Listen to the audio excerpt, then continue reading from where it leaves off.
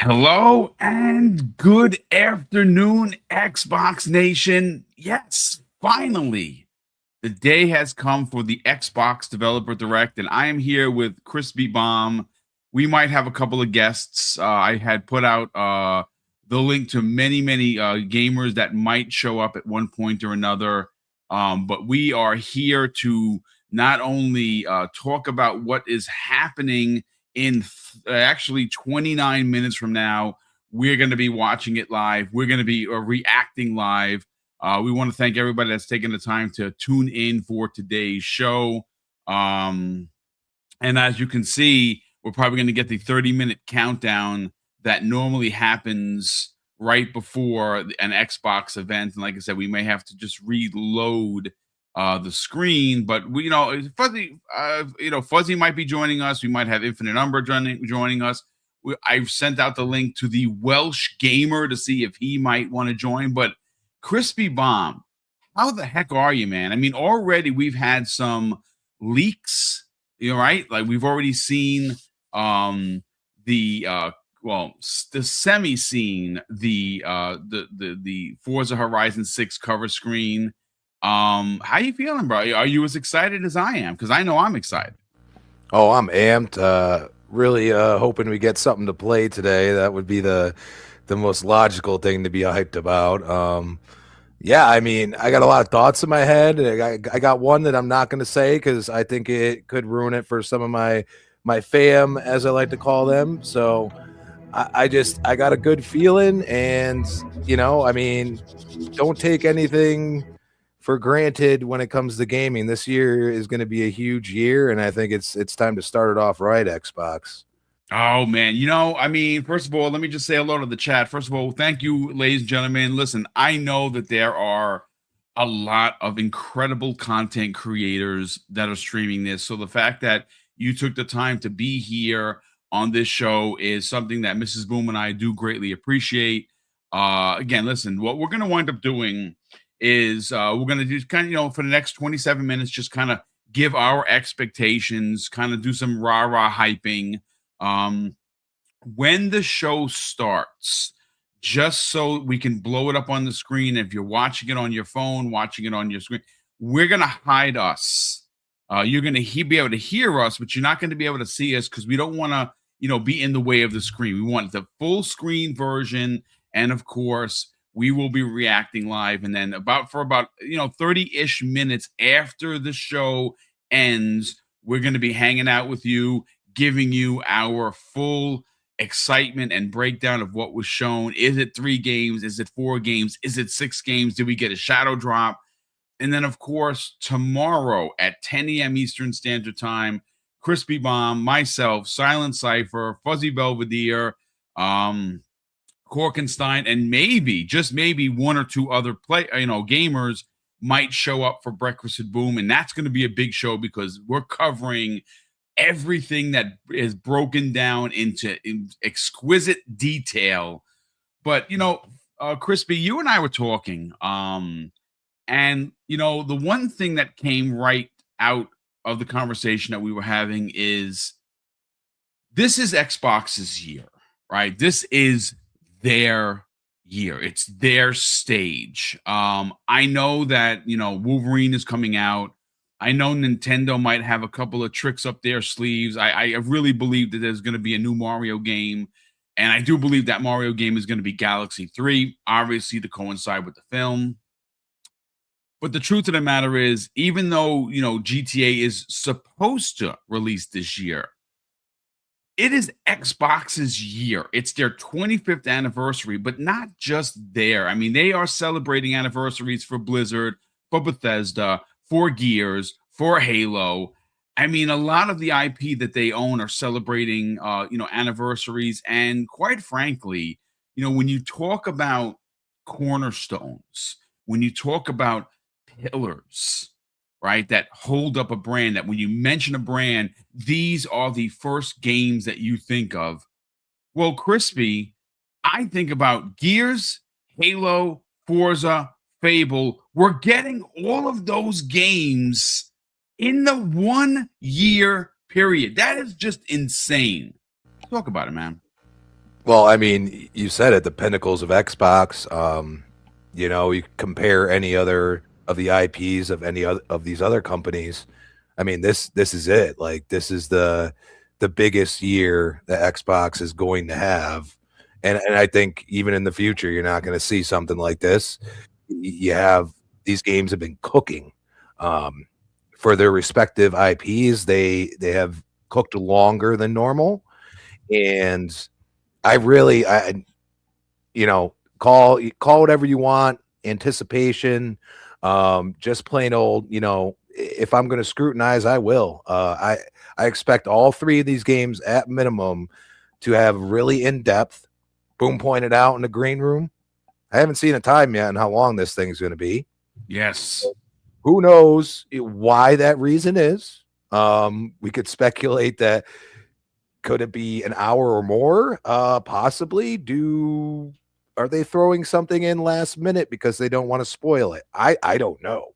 But it's interesting because we usually always get a time, and we usually, at least most of the time, get tempered expectations. So, I mean, Yes. all of us are watching this to see what could potentially be played today more than anything else, but also the fact that you got Fable and like I told it in the past shows, never played a Fable. This is gonna be my introduction to Fable, and it's gonna be crazy because I am anticipating this game far more just from what I've seen already.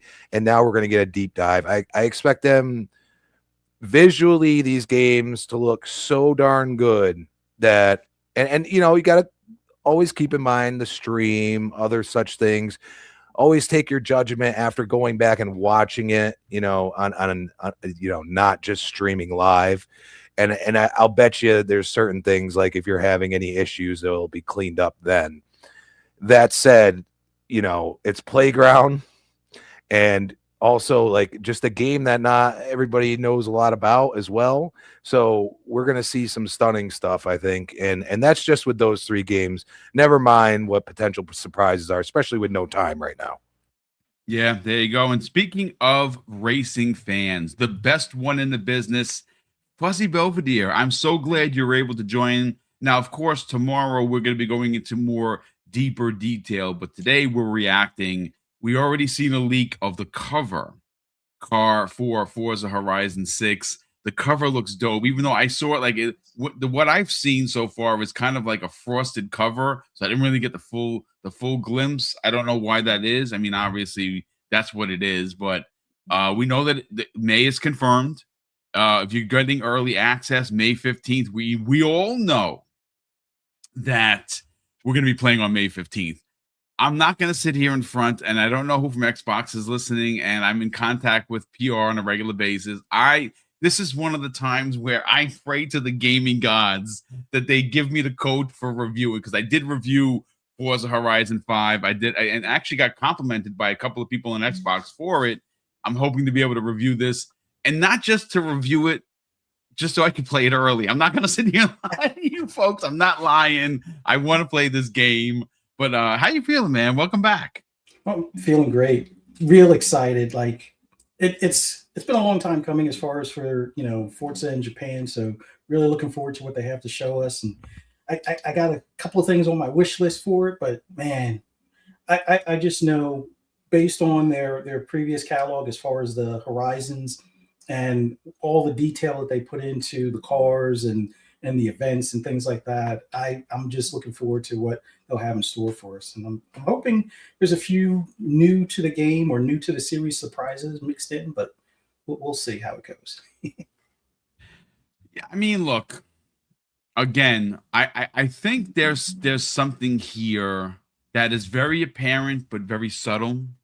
And Crispy literally made mention of it. We don't know the time, right? So normally these shows will last about 50 minutes. And they give a nice chunk of time to the star of the show for the game. Here's the thing. Every one of the games that we know are going to be there are already stars of the show. You got to remember, I of course Fable. Yes, I can't stop talking about Fable. But of course, Forza Horizon 6. You want to give these two games, spotlight number one, right? You want them to get like really kind of, slap it on the table, so to speak. This is what we're bringing to the show. Here you go, right? But I'm sorry to say, I think people are or let me just say this. I think people or gamers are overlooking the fact that Xbox has the Pokemon Company having a game be a spotlight on one of the biggest shows of the year so far. I know it's early. I know it's only the 22nd of January, and we have a host of other shows throughout the remainder of the year. But the Pokemon Company, ladies and gentlemen, has a game coming out that looks absolutely freaking phenomenal. And mind you, we know there's going to be more. And you know something? Shout out to Hargeet China, who yesterday reconfirmed for me, because listen, I'm an old man. I'm going to be 56 this year. Maybe my eyes aren't as good as they used to be. That G that I said was turned into a 6, where I had people throwing virtual tomatoes at me saying that I didn't know what I was looking at. Himself went out and looked at that last year's, and it was a G. This year, it's been turned into a 6. So again, you just match up with the ominous tweet about games ending in the number 6 are going to have a big year. And now this, I'm sorry. I think there is 6 games. Again, we don't know it, but look, it is. I was feeling a bit under the weather, and I have been. Both of us, Mrs. Boom and I, have been feeling under the weather since about Friday. And I'm going to be honest with you. Sitting here with you guys and gals now, sitting here with my brothers, with Crispy and Fuzzy, I feel like $1 million, because I know that in 17 minutes and 35 seconds, we are going to get our freaking minds blown, and I just can't wait, ladies and gentlemen. So again, a big thank you to 218 people watching live, hanging out with us here. I mean, it's funny. Before Fuzzy got in here, Crispy and I were in the green room. We're saying, Gears. We just got that megaton release. Now, I know that it wasn't Shinobi 602 that broke it, but that's where I read it first. And a lot of people are like, oh, that guy's a pony. Look, I like Shinobi. I like the work that he does. He's one of the people I follow extensively. And him, along with a lot of people, you saw Wario64 put out a big tweet. You saw quite a few of the big players out there. Hazardor Gaming's another awesome, content creator on Twitter that put out the whole breakdown of what's going on with Gears E-Day. And Crispy, could you imagine if they sneak that one in here? If they just, man, I know you're going to absolutely lose your shit, but so am I. I'm sorry. I have high hopes for Gears. And look, we saw a post, I think it was last week, where one of the producers that are working on Gears said it is one of the most ambitious Gears of War they've ever made, Crispy. And we're getting it this year, dude. Like, wow. Yeah, and the beauty of it is like this little breakdown that came out really, and I think it was on a BWB many years ago. I said, you guys got to go back to this visceralness that we forget that what Gears really is. And I brought up a point of maybe starting out the game as like a civilian and really being in Emergence Day, and for it to be E-Day all these years later, and the way they're wording it, like I'm sorry, like even like the war ended, so where are they at now? And could you start as Marcus as just being a civilian, and all of a sudden this happens? And I think that is a definite possibility, the way they're wording this, which would make the gravity of the situation and what you're going to have to go through in the game so much more compelling. Yeah, I just think that as someone that's read some of the books, not all the books, I think I've read 2 of them, we haven't really had a full visualization of of what happened prior to Gears of War 1. It's been described. I mean, it's been talked about. It's somewhat been visualized through some flashbacks, but never into real detail. Crispy, this you're gonna play when it happens. And one of the things I read from this, I don't know if you can call it a leak or whatever, is that we saw all these different X content creators putting out yesterday, was that it's going to be one of the most emotional Gears they've ever put out there. That's what they're striving for, and that's really difficult after what happened in 2 and happened in 3. That's a statement right there, Crispy. Yeah, it is, and it's also going to put us at a point in time where I don't think like any of the material has touched enough. Even if at all, I believe there's like a good like almost 10-year span that really hasn't been put into this light. And personally, I think like this is going to really for the ones that have played 2 especially show the love that those two have for each other, and the brothers to the end and Gears 3 really coming together. You know what I mean? So I think this one for the full on Gears fan is gonna it's gonna hit home, because we've been wanting this for a long time, and for them to deliver on this, it's gonna take a lot of gravity of situation and the awareness of what's actually transpiring. And really, I think that's gonna it could develop in multiple games if they wanted to. Who knows how they're going to approach this in the future? But I can't wait. Like, obviously, if this is here, we get enough information, a little bit more in depth of their thinking, because maybe this leak was them just kind of, hey, we're thinking of this, and then showing us some in this dev direct would be really cool. Yeah, man. Well, I mean, look, bringing it back to Fuzzy, and we're going to get gameplay today for Forza Horizon 6. What a treat. Well, how lucky we are as gamers for Xbox to show up with Fable, which is releasing this year. Forza is releasing this year. At the end of last year, we got that 13-minute demo of Halo Campaign Evolve, which looked absolutely insane. We are going to actually get a chance to see a game that they've been working on, Fuzzy, for years. Yeah. I mean, years. And it's funny, going back to something that was said by one of the former devs at the end of last year, and of course I'm talking about Forza, is that the quote, and I'm going to paraphrase because I don't have it in front of me, but what was said was, one of the best racers I have ever personally played in Forza Horizon 5 was, quote, hampered by the fact that they were all working from home because of the pandemic, and that we are not ready for what they were cooking with 6. I know you got to be like, look, folks, I'm not going to lie. There it is. I got goosebumps. I gave myself goosebumps talking about this. Fuzzy, I know that you got to be like crazy excited.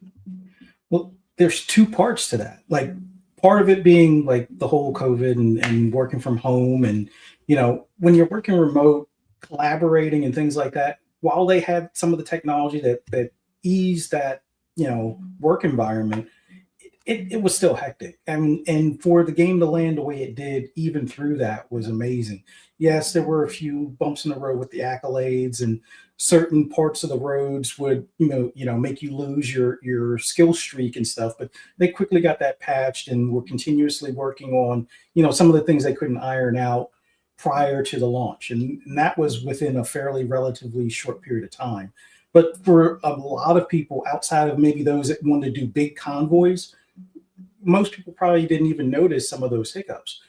So with them having this full amount of time without that hindrance of working remotely and not being able to test and collaborate and so forth, plus keep in mind that was a cross-gen title. So we're on all new hardware, well, next gen, or I guess you could say current gen hardware only. The previous hardware could still play the game through cloud streaming and stuff, but this is Series X and S hardware only. Well, PC obviously as well, but I think that's going to open up things as well. So that takes away some of those limitations that they had as far as size of map, possibly amount of players in an instance, or potential pedestrians, or whatever the case may be.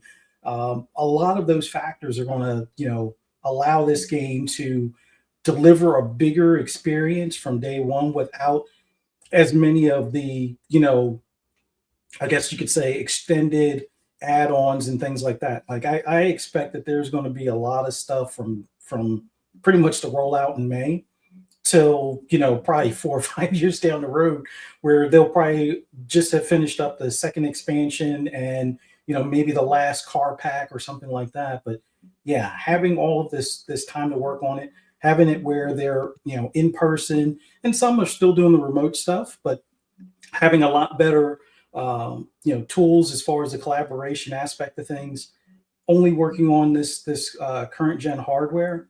I think all of those are going to make for a fantastic game from start. And I don't want to speak bad or ill of Keighley, but I'm hoping he considers if this game does as well as a lot of us expect, I hope he seriously considers it for Game of the Year kind of contention.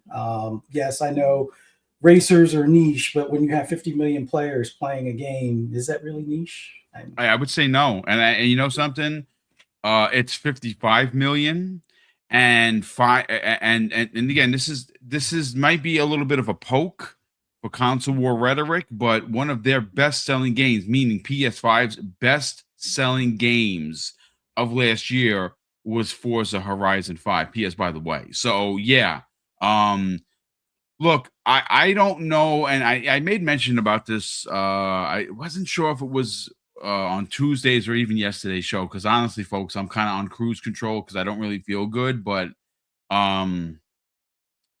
there is something to be said about the potential of Xbox having not one Game of the Year contender. They might actually have 3. Because I mean, and again, this is just based on what we know. Could you imagine? And look, I know people are already going to push back and say, yeah, Keighley would not ever allow that to happen. And maybe he won't, maybe he will.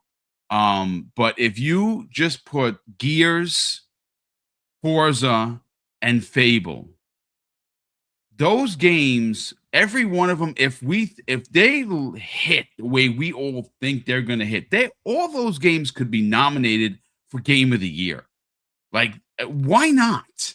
Like, Sony has had a couple in there, so why couldn't that happen to Xbox on their 25th anniversary? Remember, the running narrative for years has been, well, Xbox has never been nominated for Game of the Year on the Keighley's, year running whatever. This could be the year where they have 3, at least. But we have to see. We have to see the games. We have to play the games, of course, but we'll see what happens. I know that we are 6 minutes and 6 minutes away. Real quick, folks, I'm just going to put on the sound and just let me know in the chat if it's too loud or loud enough. I think I put it into the 80 percentile mark. I'm going to put the sound on. Let me know if it's okay, the sound from the event. Let me just go back to Noctis 88. Yeah, thank you so much, brother. Yeah, I'm starting to. Mrs. Boom is getting better a little bit quicker than me. This just hit me, I think, late Saturday, early Sunday. I feel like I was run over by a truck, but sounds okay for now. Okay, Smokey, thank you for that, brother. We'll adjust it accordingly in 5 minutes and 11 seconds. Once this thing goes live, I'm gonna hide us, folks, so you guys and gals could appreciate the full vision of what they're doing. I don't want to block what's on the screen, and of course we'll put ourselves back on the screen when we start talking about this thing after the show. So Rick L's sound go up maybe a little bit louder. Okay, so let's see what we're working with here.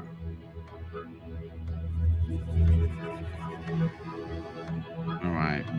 There we go.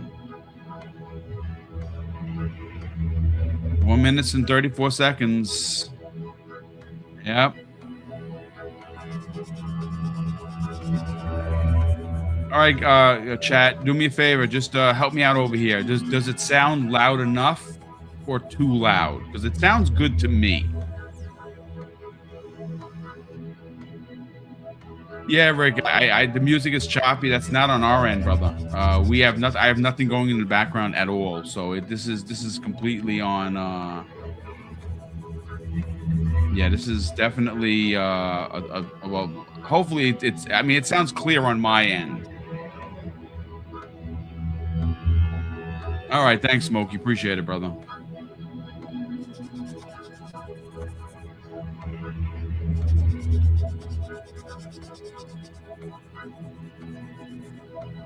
Make sure my phone is off. First thing, if the phone will go off, we're live on the air. There we go. And I have what do I have? I have a Killer Instincts Ultra Combo, so or the Metal Gear. Shout out to King Webb, Iman Burns, Starfield Guy. Appreciate you gentlemen being here, and all the others that I've already said hello to. Armored Monkey, what's up, brother? How you feeling? All right, 3 minutes. Oh my goodness, my excitement cannot be controlled.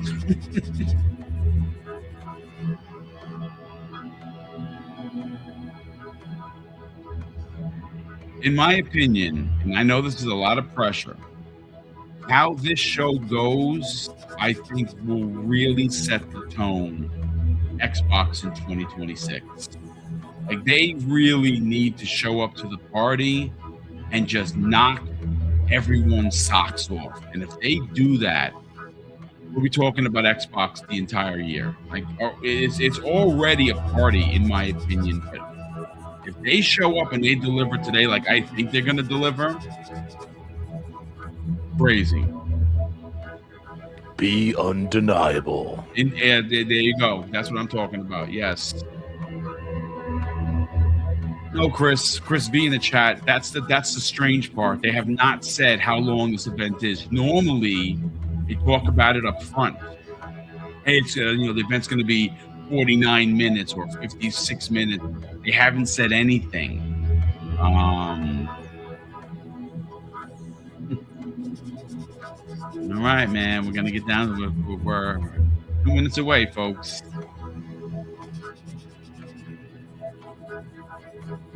Oh, here we go.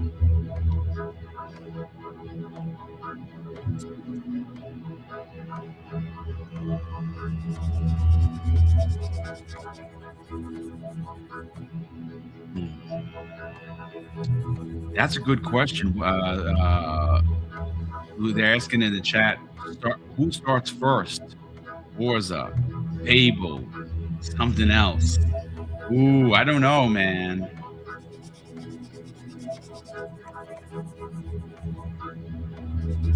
I think they start off with Forza because we kind of already know the release date. It's a known quantity, and they put that's between, and then they may finish Fable with the deeper dive. I have a feeling they'll probably be something between Fable and Game Freak, so we'll see. All right, here we go. 40 seconds, ladies and gentlemen. House Salon is asking, do we get a shadow drop? I think that's to become the standard thing to do. They've done it in the last couple of shows, so I don't doubt we're going to get a shadow drop. The question is, what is it? I'm hoping a demo. Yeah. Oh, dude. Oh, bro. Okay, 13 seconds. Here we go. All right, folks, I'm going to hide us so you guys can appreciate this the cinema. Here we go. Oh, man.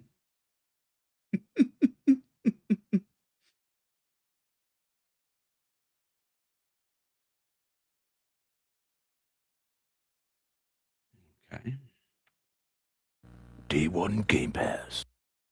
Play anywhere. That's what I'm talking about.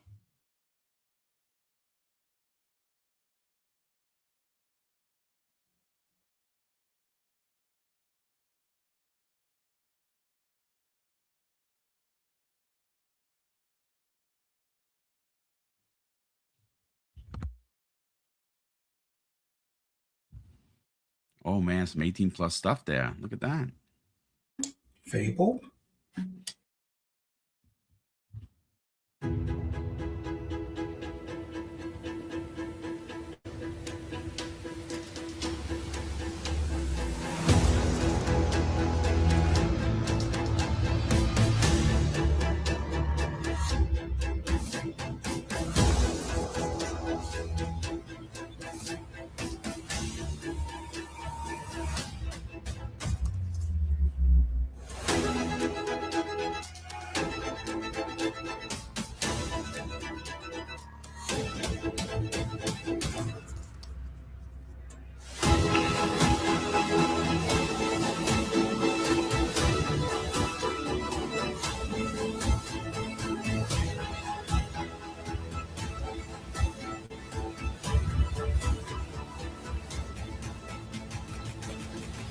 I'm not sure what to do with my hands.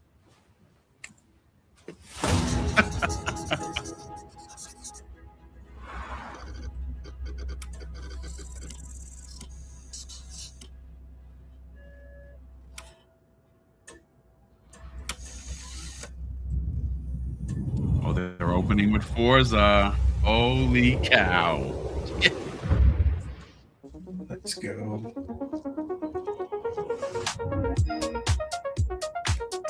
Welcome to this world-first look at Forza Horizon 6. I'm Torben Ehlert, Design Director for Forza Horizon, and I can't wait to show you what the teams at Playground Games and Turn 10 have been working on. And I'm Don Arceta, Art Director for Forza Horizon.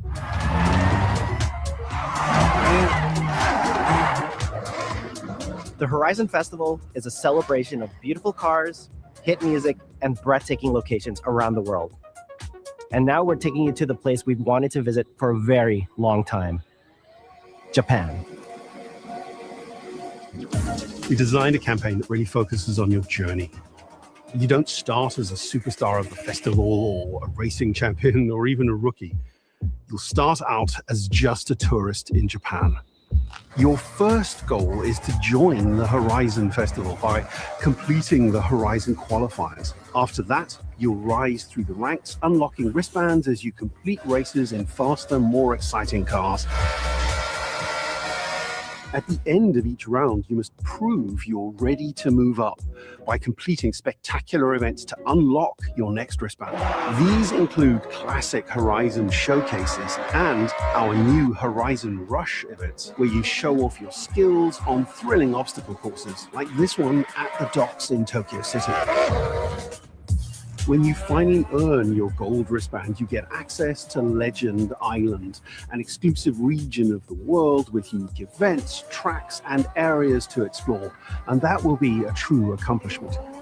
Throughout that journey, all of Japan outside the Horizon Festival is yours to explore at your own pace. So, let's talk about the location we've all been waiting for. Yes. Japan is the ideal location for our biggest, most exciting game yet. Full of beautiful landscapes and stunning contrasts of rural and urban, modern and traditional.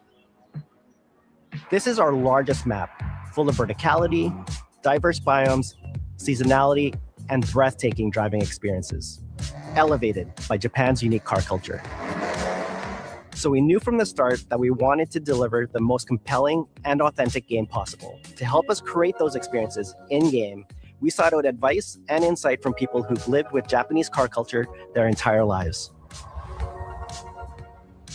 As someone who grew up in Los Angeles and Tokyo, both cities known for car culture, I developed a passion for cars early. I've also worked extensively supporting creative collaborations between Japanese and Western video game studios. Over the course of production, I had many conversations with the team about the nuances and the details of Japanese culture and how to reflect these in Forza Horizon 6. As an example, when we discussed naming options for the player home at Tokyo Docks, we discussed the building number, picking 7 and 8 because those two numbers are considered fortunate in Japan. In fact, these numbers are also part of a well-known Japanese proverb, Nana Korobi Yaoki, which means never give up.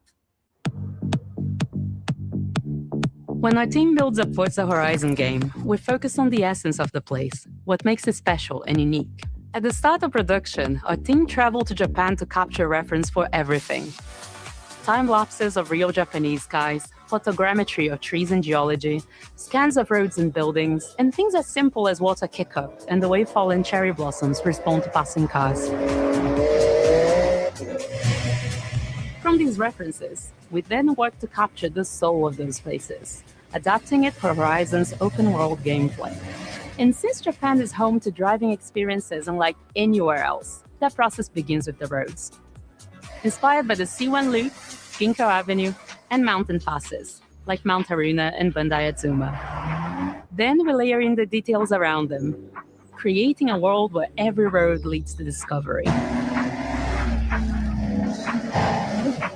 For this game, we built our biggest urban area yet. Our Tokyo city is 5 times larger than anything we've designed before, with multiple districts, each with a unique identity. We work to create a city where every road, every corner, and every shortcut is fun to drive and a delight to explore. Seasonal change in Japan is dramatic, and these changes are widely celebrated in local culture. We've captured that in games so that you'll see those changes reflected in the world around you as you explore. That sense of exploration is at the heart of the game. Everything you find on your road trip in Japan is something for you to collect. Cars, houses, landmarks, mascots, and more, all tracked in your adventure journal. Japan's car culture is one of the reasons I've been so excited for this location. And Forza Horizon 6 will feature more than 550 cars at launch. Wow. Those cars will have new body kits, new Forza Aero, and the ability to paint liveries on windows. We've also fully overhauled our roster to be better balanced across all performance classes, from D to our new top-end R-Class for track-focused cars.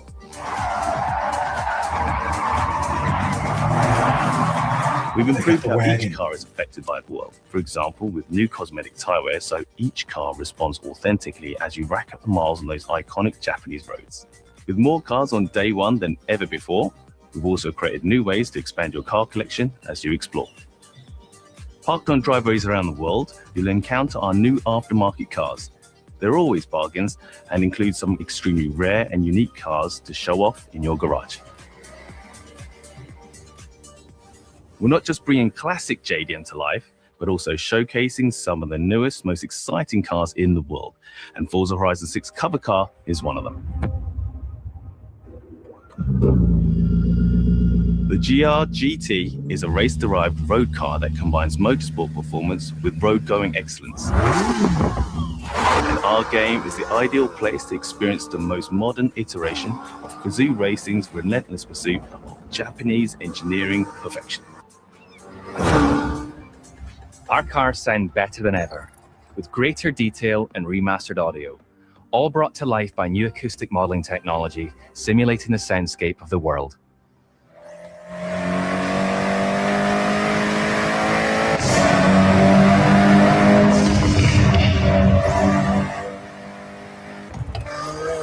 My God, that looks amazing. The textures are insane too.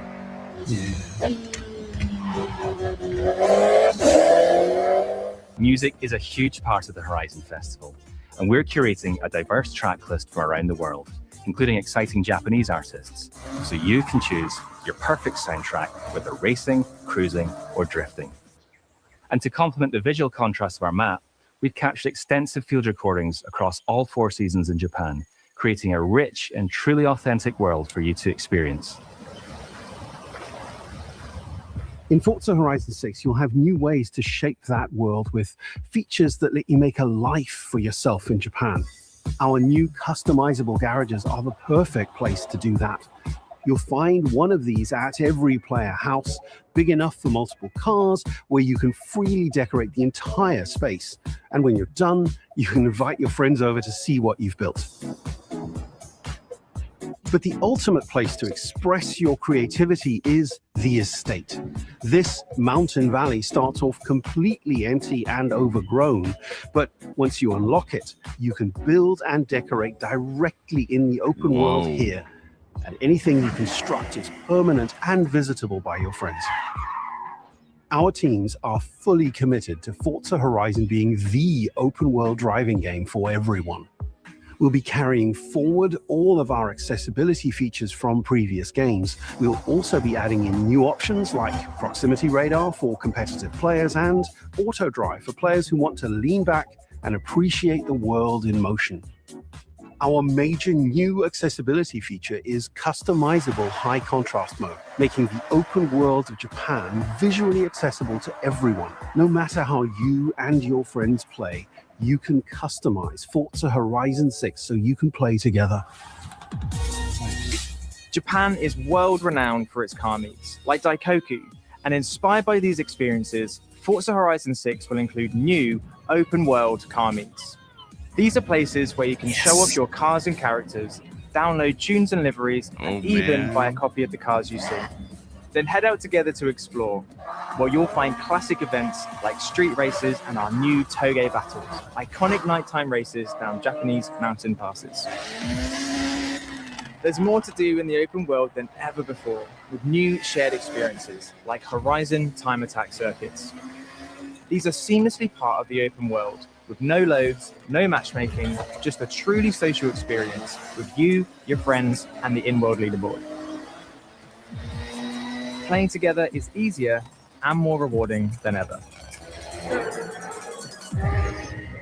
Forza fans are incredibly creative, making everything from liveries to race events and scenic locations to explore. To support your creativity, we've added the ability to start building from anywhere, as well as loads of other player-requested improvements, all of which are also available in the estate and the customizable garage. We also know you love to collaborate, so in Forza Horizon 6, we're making building fully multiplayer. In Horizon Collab, you and your friends can build anything you can imagine together. That's insane. From everyone here at Playground Games and Turn 10 Studios, we hope you've enjoyed this first look at some of the new features we've been working on, and that you're as excited as we are for the game. We'll be launching on Xbox and PC on the 19th of May. If you're a Forza fan on PlayStation, we'll be welcoming you to Japan later this year when our PlayStation version is ready. For now, though, stay tuned for more updates about the game over the coming months. And thanks for joining us. We can't wait to see you in Forza Horizon 6 as we discover Japan together.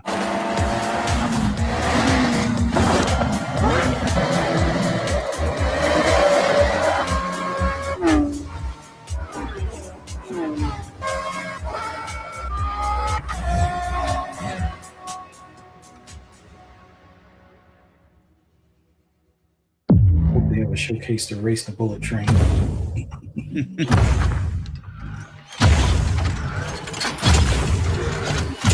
Or Transformers. They look at Gundam. Or Gundam. Oh man. Yo, that's crazy. And PlayStation 5 is getting it later this year. Wow. This could be the biggest seller of the year. This could be the best-selling game of 2026. Absolutely.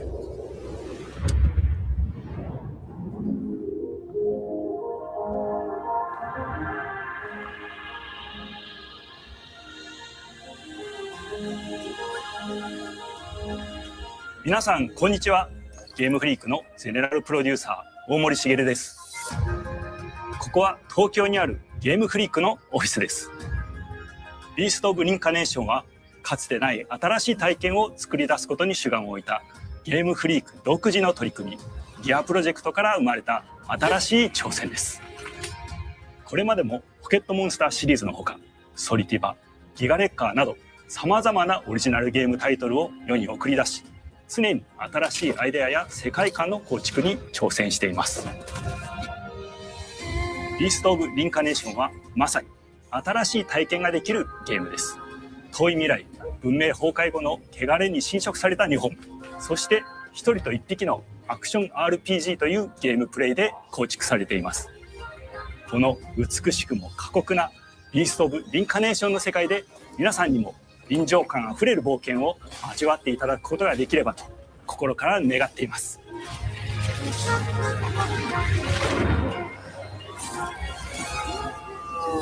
これまではポケットモンスターシリーズでバトルプランナーやサウンドマネージャーを務めてきました。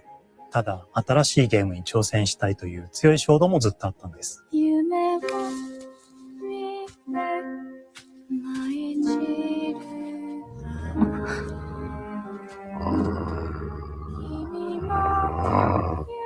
最初は黙々とそのゲームで得られる感覚を自分の心に問いかけることから始めていました。世界観もキャラクターもゲームデザインも決めずに、ただどんな感覚がいいんだろうと探っていました。そうしているうちに、ぬくもり、頼もしさ、そして寂しさが入り混じったような感覚が最もしっくりきたんです。自分の心に反応しました。隔離された主人公エマとこの世界を一緒に旅していくぬくもりのある相棒、クーもその過程で生まれました。福島からビースト・オブ・リンカネーションのコンセプトを聞いて、とても興味を惹かれ、すぐに参加しようと心に決めました。長年ゲームフリークでは、ポケットモンスターシリーズを通じて、生き物やパートナーを描いてまいりました。しかし、今回のプロジェクトでは、過酷な世界を相棒と共に旅をするという体験を目指しています。汚れと呼ばれる寄生植物が蔓延している世界が、かつての文明の廃棄を覆い尽くすほどまでに植物が生い茂った過酷な環境となっても、ダイナミックな移動が要求されます。このような経緯で地を張り自由に操ることのできる鶴のような神をエマの能力にすることになり、プロトタイプも出来上がってきました。そしてそれがエマという人物のバックグラウンドとキャラクターデザインを形作っていったんです。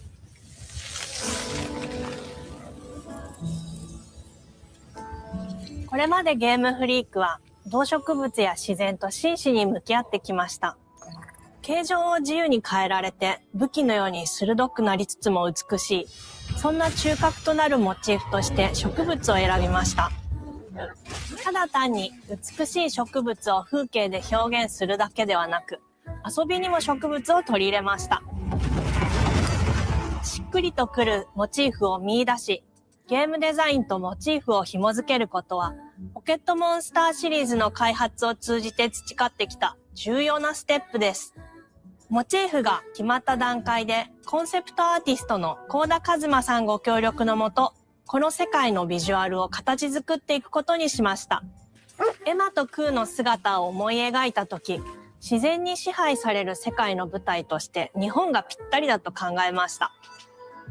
日本の昔から続く山々に囲まれた自然豊かな風景と SF が入り混じった世界をエマとクーが歩く姿を自然にイメージできました。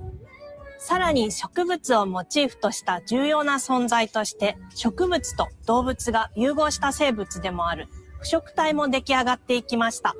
腐植体のデザインは当時私が注目していたデジタルアーティストの森田裕樹さんにお願いすることにしました。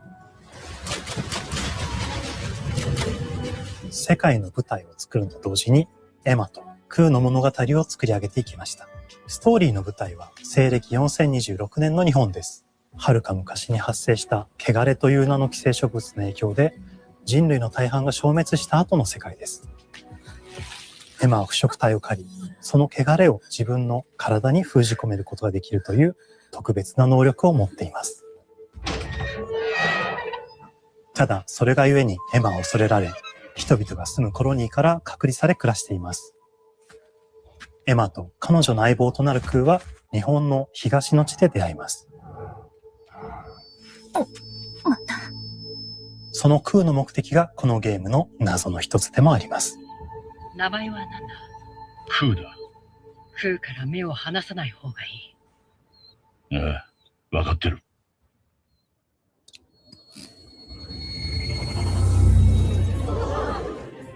封じ後エンバー、お前に輪廻の獣討伐の命を出す。都に迫る輪廻の獣を討伐するには、エマと空の力を強化していく必要があります。そのためにこの世界に存在する強力な腐食体、主を討伐し、その力を取り込んでいくことになります。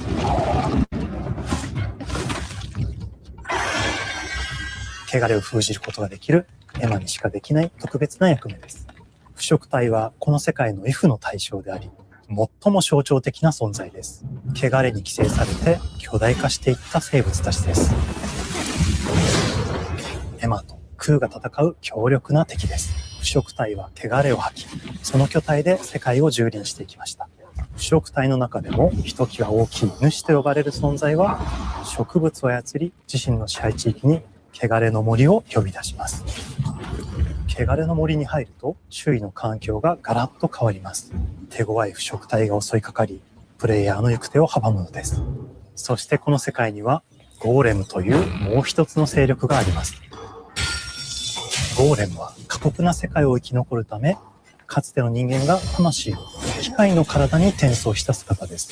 2000年の間に凄まじい戦闘技術を身につけましたが、一方で魂は劣化してしまっていて暴走しています。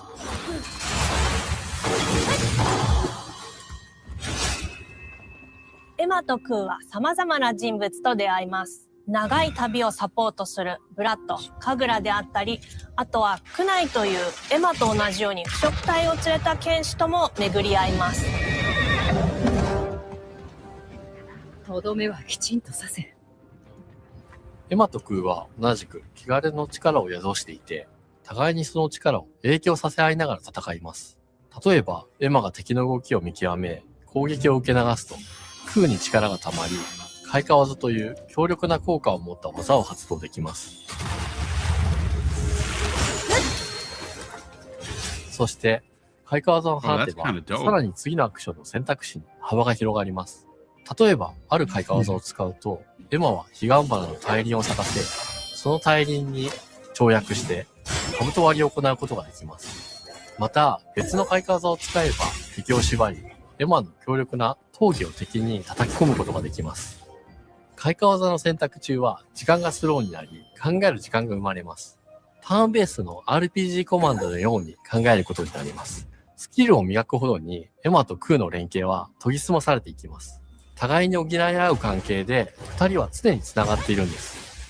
エマとクーにはそれぞれスキルツリーがあり、エマが行動すればクーに影響を与え、クーが行動すればエマに影響が与えられるようにしました。また、エマとクーの親密度が上昇するにつれて、装備できるスキルも多くなります。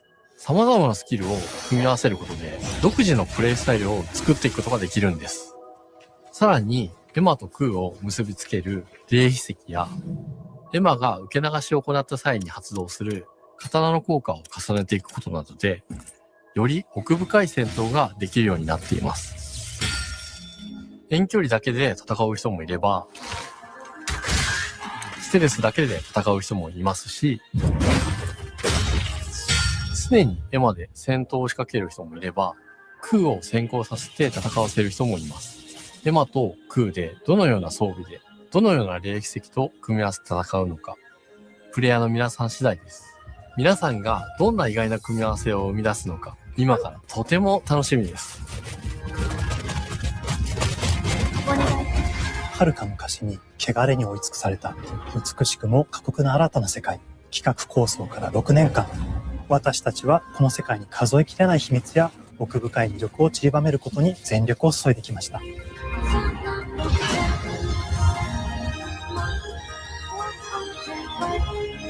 すべてのプレイヤーの皆さんにビースト・オブ・リンカネーションの世界を体験していただける日が待ちきれません。本作は今年の夏、Xbox、PC、そしてプレイステーションでリリースされます。さらに、ビースト・オブ・リンカネーションは発売初日から Xbox ゲームパスでプレイ可能です。ぜひ、ウィッシュリストにご登録ください。ゲームフリークが挑む渾身の新作、どうぞご期待ください。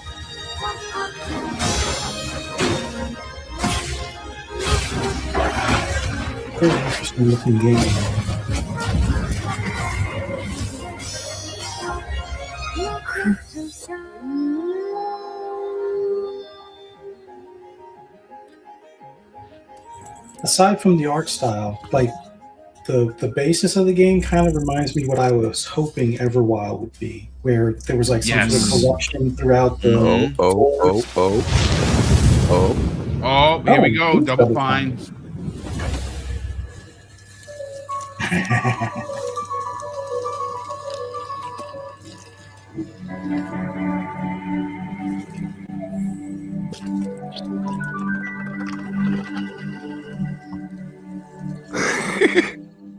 Oh, hello. I'm Tim Schaefer, founder and studio head of Double Fine Productions. And this is Elsbeth Larkin, senior tools programmer and junior in-house ceramicist. At Double Fine, we try to take a little time every so often and create quick game prototypes. Anyone in the company can pitch a game idea, and we have a vote on which ones we want to try to make. We forget the projects we're currently working on, basically get amnesia, and we do this for 2 weeks. That's a fortnight. And we build a few of these experimental game prototypes. We call this process Amnesia Fortnight. We've had all sorts of great ideas come out of this process. It's just like this clay. With a little bit of pressure and creativity, something interesting is created that wasn't there before. Our next game came out of Amnesia Fortnight. It's all about encouraging you to create with others, and then use what you create to destroy each other.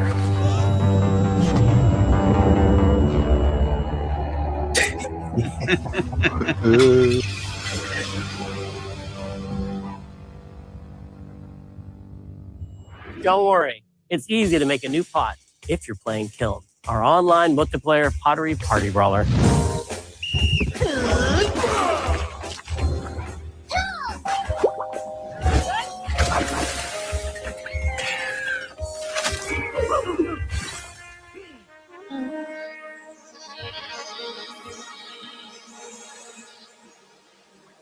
We love to explore new and original ideas here at Double Fine, alongside last year's Weird But Chill game Keeper, featuring surreal and dreamlike exploration.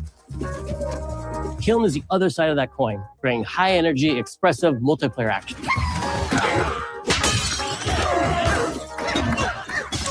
You'll get a chance today to see how we're continuing to foster our spirit of creativity with this next game. Derek Brandt spearheaded this pitch and is here today to talk about this fully realized Double Fine experience he's leading with his team.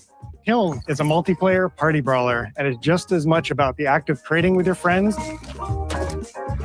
as it is fast-paced competitive destruction. We built this game to respond to your creative design choices, as well as your relentless cruelty to anthropomorphized clay pots.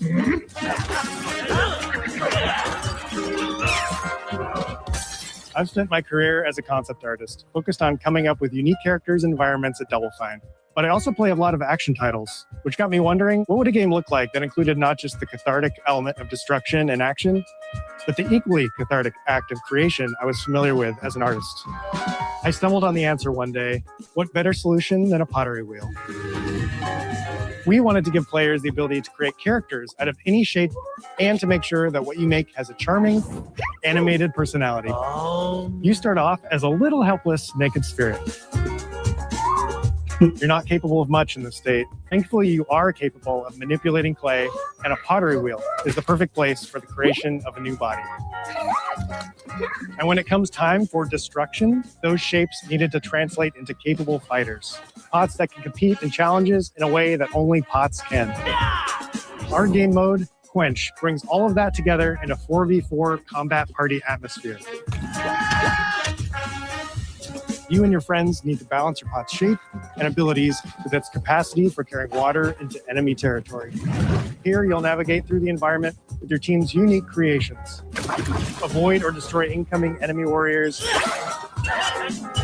And of course, fill your pot up with water to ultimately douse the enemy's kiln and win the game. Got him once. Now keep at it.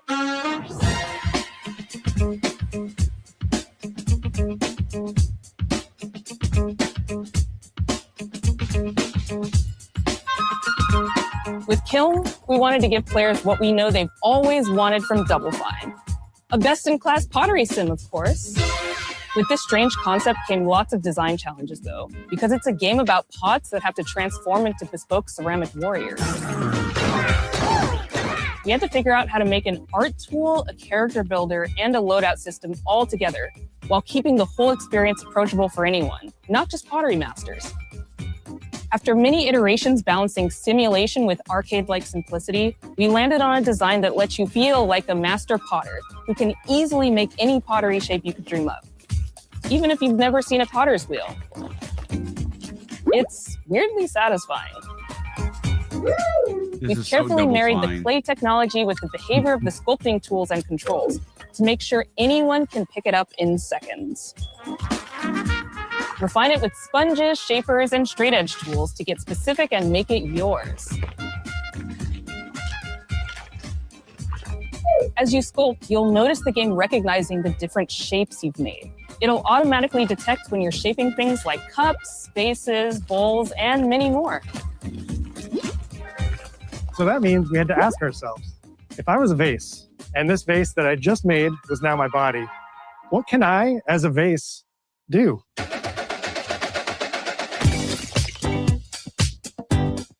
Every pot and kiln needs to have a core set of moves fit for a warrior. To run, jump, attack, and roll.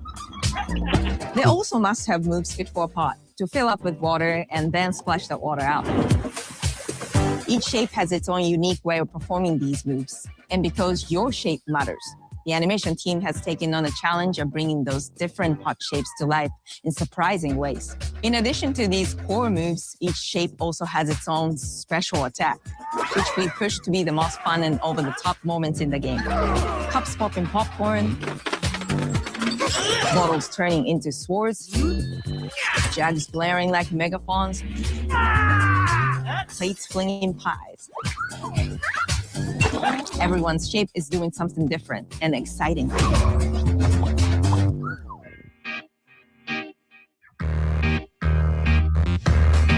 As you fight over the water on the battlefield and try to extinguish your opponent's kiln, you'll have to pay attention to each map's unique nuances. Our mantra of shape matters carries over into our maps. We specifically designed our maps to integrate with how you choose to play and what pot you choose to play as. So you'll see things like secret tunnels that only fit certain size pots and pathways that are only traversable with certain shapes. You'll fight on fractured, floating pieces of ancient history, like an ancient Greek nightclub fit for Dionysus. It's even got a dance floor. Navigate Athena's giant strategic war map, inflating sponge warriors with water to rearrange the battlefield to your advantage. Fight in the Egyptian god Set's dingy punk venue, complete with a mosh pit where only one pot can emerge unbroken. Leverage your unique creations. Everything from your size, your capacity to carry water, your speed to cross the battlefield, and other choices you can make will define how you want to approach your playstyle. Do you want a team full of large cups, maximizing your dousing potential? Go back down, baby! Or a team of tiny ninja saucers ready to quickly smash up anything that gets in their way? Or a unique combination you've discovered that balances power and splashability? If you're skilled enough to end up at the enemy kiln with lots of water, you can unleash a powerful super splash ability that does tons of damage and makes the kiln vulnerable to further attacks, letting you and your team dunk on the enemy kiln to either win big or turn the tide and make a comeback. And that is how it's done. At the end of a round, the cycle of creation and destruction loops around again, and now you're back in the wedge, a multiplayer lobby where you can hang at the wheel and make something cool with your friends. You've just earned XP points and chips from battle. Now you can load up on art supplies and expand your pot-making options. I think of the game being so much about the fighting, but when people play it, they just want to create all day long. Our decoration system was designed to support your creativity. As we did with the design of the sculpting process, we looked to the pottery studio for inspiration.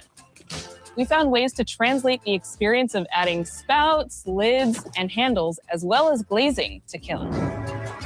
Every design choice we made ultimately serves the goal of enabling a near infinite range of possibilities. We can't wait to see what your favorite designs are. It's all about my pizza party themed small jug. It becomes a drill that can dive under enemies, and it pops up with a special delivery of destruction. I love a medium jug, a simple handle, a 2-layer watermelon glaze, and I'm ready to bring the good vibes into the chaos. My favorite is the large vase. It has a UFO-like animation, and it's great for team defense and protecting your Bix. Hands down, the best pot shape is a small bowl. It's perfect for sneaking past enemies. Plus, its ice cream themed special is so cute. One of my favorite warrior pots has to be the medium base. It's decently fast for invading enemy players and matches. The decorations really make it shine. A curved elbow spout, cupid's handle, some spiked charms with a rainbow glaze, and one butt sticker. You can't go wrong with butt stickers. My favorite pots use the absolute most material possible to make the biggest pots possible. I call it tiny. Whichever pot you decide to create, whether you're a budding artist or a seasoned gamer, you'll be fulfilling your pottery power fantasies when Kiln launches in spring 2026 on Xbox, PlayStation, and PC. This is just the beginning of the pottery party as we bring regular updates throughout the year with expanded decorations, new activities and game modes, and much more. Creating is more fun together, and we love your help sculpting this experience. Be on the lookout to throw down with fellow Double Fine fans and join the Double Fine Action Insiders for an even earlier look and a chance to play in our closed beta very soon. You want me to say it 5 times? That's mean. It's supposed to be. Okay. This game is called Kiln, an online multiplayer party brawler, online multiplayer party brawler. I'll never do it twice. Okay, I can do it again. Online multiplayer party brawler. It's getting better. Online multiplayer party brawler.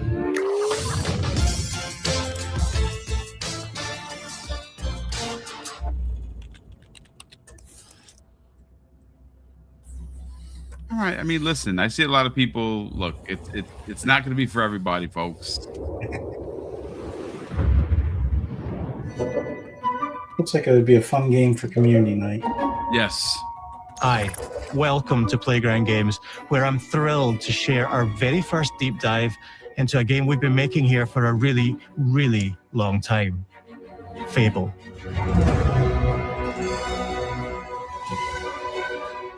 Playground Games is renowned for fun, immersive, and visually stunning open-world experiences. Since 2010, we've been developing the Forza Horizon series right here in Royal Leamington Spa, a charming little town in the middle of England. As Horizon has grown, so have we. Over the past few years, we've built a new team to carry that reputation into a new genre that we are incredibly passionate about. Fable is Playground's first open-world action RPG, and we couldn't be more proud to be carrying on the work of the legendary Lionhead Studios, the original creators of the franchise. And although our game is a new beginning, I think what we're making is really faithful to the spirit of the classic Lionhead trilogy that we all love. At the heart of our game is a simple recurring question. What does it mean to you to be a hero? Our game is about choices and their consequences. It's packed with action, drama, British humour, moral dilemmas, and quite a few chickens. All of this combines in a fairy tale which could only be Fable. In classic Fable fashion, you begin the game as a child, growing up in the sleepy rural village of Briar Hill. It's here that in a moment of extreme danger, your heroic powers first emerge, and we discover that you are Albion's first hero in a generation. But not long afterwards, disaster strikes, and the people of your village, including your beloved grandma, are turned to stone by a mysterious stranger. Suddenly alone in the world, you'll set off on an adventure which will change Albion forever. Venturing out into the world is a huge moment because this is Albion like you've never seen it before. Idyllic rolling hills, magical forests, bustling villages, sleepy hamlets, oversized vegetable patches, and stunning vistas. And because our Albion is truly open world, for the first time, you'll be able to explore this rich and detailed world seamlessly, with the freedom to go where you want from early in the game. Nice. We can't wait to welcome you back to Albion's iconic capital city, Bowerstone. Home to Fairfax Castle, the Old Clock Tower, and the legendary Heroes Guild. It's a huge city, full of contrasts. Rich and poor, nobles and commoners, royalty and criminals. You'll spend plenty of time here during the game as you discover the secrets of the Heroes Guild and its reclusive guildmaster, Humphrey the Golden. In the north of Albion, you'll find mountains, craggy coastlines, spooky marshes, and the bleak, windswept city of Bloodstone. Here, you'll meet the leaders of two rival gangs, vying for power, and uncover the secrets of the sinister but extremely well-organized Cult of Shadows. Our Albion is beautiful, handcrafted, and richly detailed. In Albion, heroes are special, different. They're stronger than regular people. They're more skillful, more charismatic.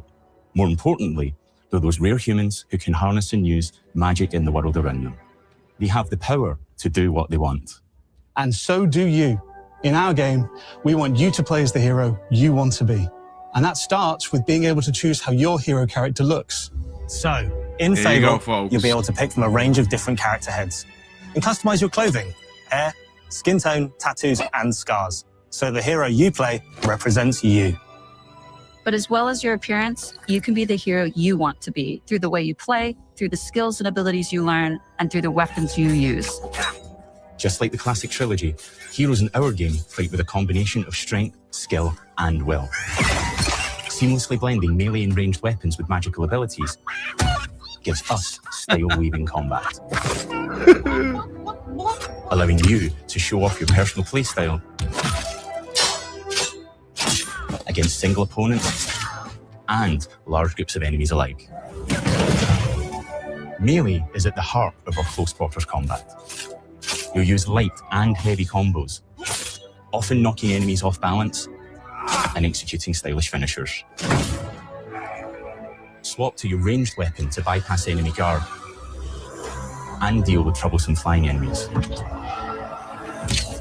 And of course, you'll be able to unleash your powerful spells to both manipulate and devastate your opponents. We're excited to be bringing back some fan-favorite adversaries for you to fight.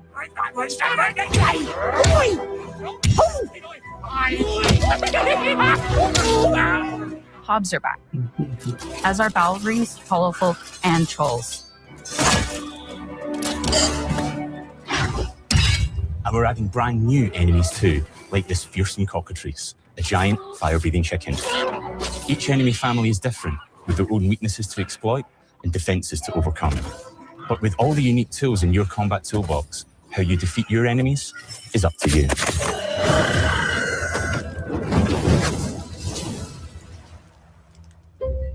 But there's more to being a hero in Albion than fighting, so much more.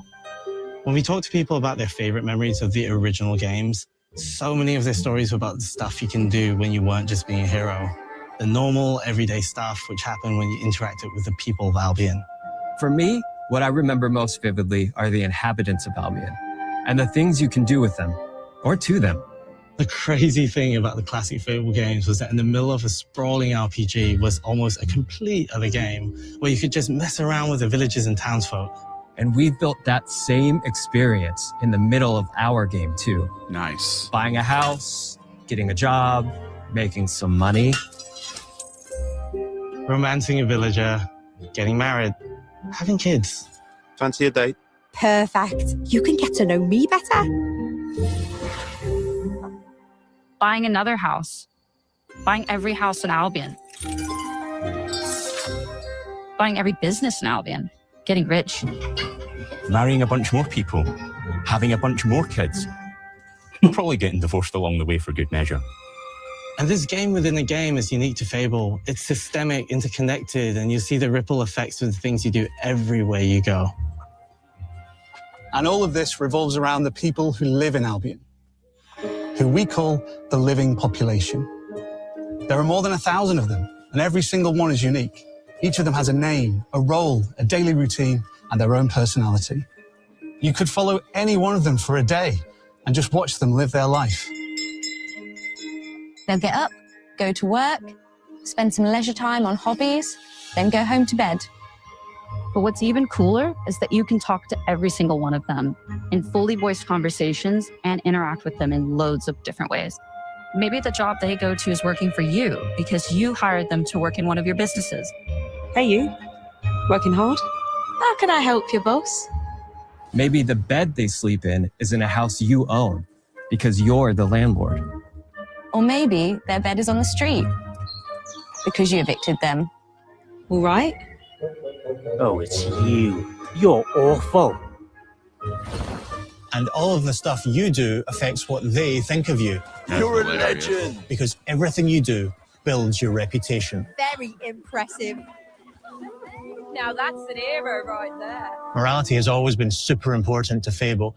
That tension between good and evil underpinned all of the original games.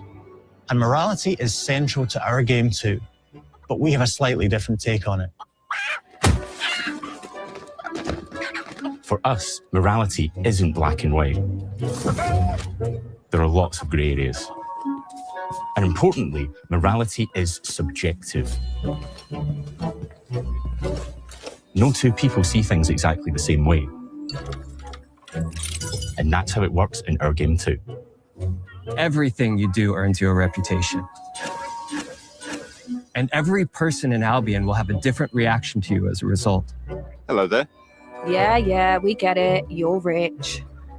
They'll remember things you did directly to them. They'll love you or hate you for the choices you make. And they will always tell you why. Although, usually from a safe distance. Our game will never judge you. But the people of Albion will. Loudly. Imbecile. Your reputation is created by the choices you make. And you are going to make a lot of them. Big choices, little choices, moral choices, and some choices that will actually change the landscape of Albion for the rest of your game. We call this idea, your choices change the world. Let's give you an example. Early in the game, you'll meet a character named Dave, an egotistical gardener in a rural village who discovers a magical grow formula. He accidentally turns himself into a giant and becomes a big problem. It'll be your job to deal with him, and ultimately it will be your choice whether to kill him or to spare him. If you kill him, his giant corpse will lie on the farmland just outside of town for the rest of the game. And that is going to affect house prices. It will also affect what a lot of the villagers think about you. Especially Dave's sister. In Fable, the choices you make will define you. What does being a hero mean to you? This is going to be so good. Holy shit. At Playground Games, we've built a pedigree for beautiful, immersive, open-world experiences. Yes, they've typically involved sports cars, but this is a passion project for all of us here. Every member of this team, which we've built from scratch, has two key things in common: a deep love for the franchise and a burning desire to bring it back. We're making this for Fable fans just like us, but also to introduce Fable to gamers who've never played the series before. It's been great to finally tell you a little about the game we're making. There'll be much more to share as we get closer to our launch. I'm excited to tell you today that Fable is coming to Xbox, PC, and PlayStation in autumn 2026. Nice. From all of us here, thanks for watching.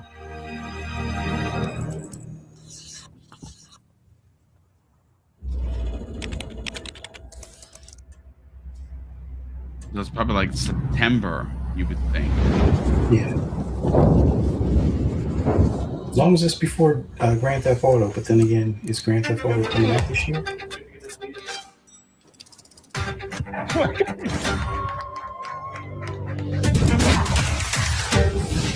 This is a multiplayer party brawler and is just as much about the act of creating with your friends as it is fast-paced competitive destruction. Japan's car culture is one of the reasons we've been so excited for this location. Forza Horizon 6 will feature more than 550 cars at launch. さまざまなスキルを組み合わせることで独自のプレイスタイルを作っていくことができるんです。You can be the hero you want to be through the way you play, through the skills and abilities you learn, and through the weapons you use.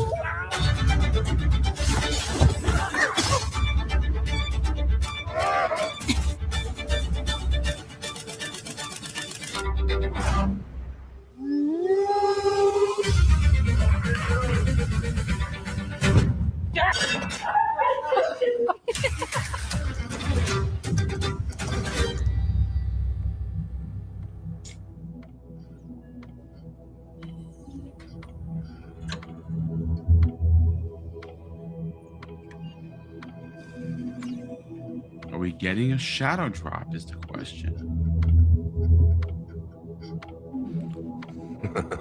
I doubt they'd mess with us this bad. Yeah, no, I mean it's a minute, so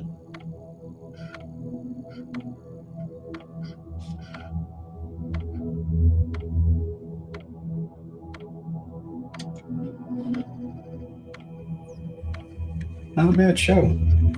I think I'm biased because of Forza, but not a bad show in general. Like Beast. All right, well, I'm just gonna wait a minute more and see, because this is, I mean, look, it's kind of hanging around. Normally, you just get the Xbox screen and it goes. Are they effing with us? Is the question.